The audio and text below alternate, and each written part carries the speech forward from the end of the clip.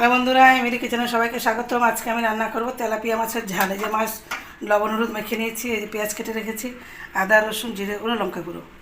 এবার আমি কড়াইতে তেল দিয়ে দিয়েছি, মাছটা ভেজে নেব।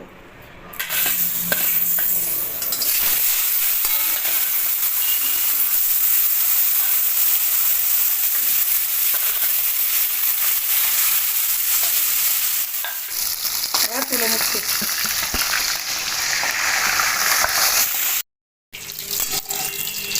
ওই তেলে একটু তেল দিয়ে দিয়েছি, এবার দিয়ে দিচ্ছি পেঁয়াজ কুচি।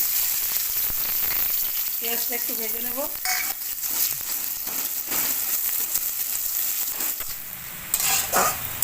পেঁয়াজটা লাল লাল করে ভেজে নিয়েছি, এবার দিয়ে দেবো মশলা। এই যে আদা রসুন বাটা, জিরে গুঁড়ো লঙ্কা গুঁড়ো।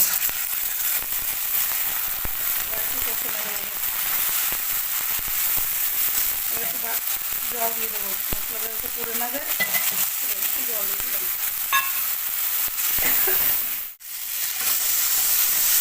এবার দিয়ে দিচ্ছি হলুদ,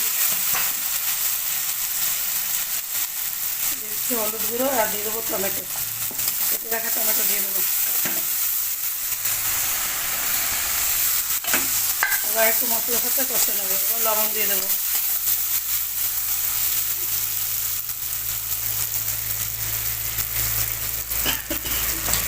এবার একটু কষে নেবো। মশলা কষে নিয়েছে, এবার গ্রেভির জন্য একটু জল দিয়ে দেবো।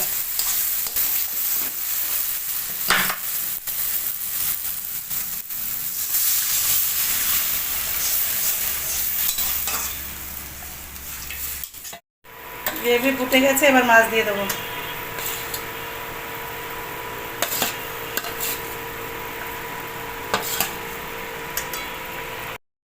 এবার ঢেলে নেব।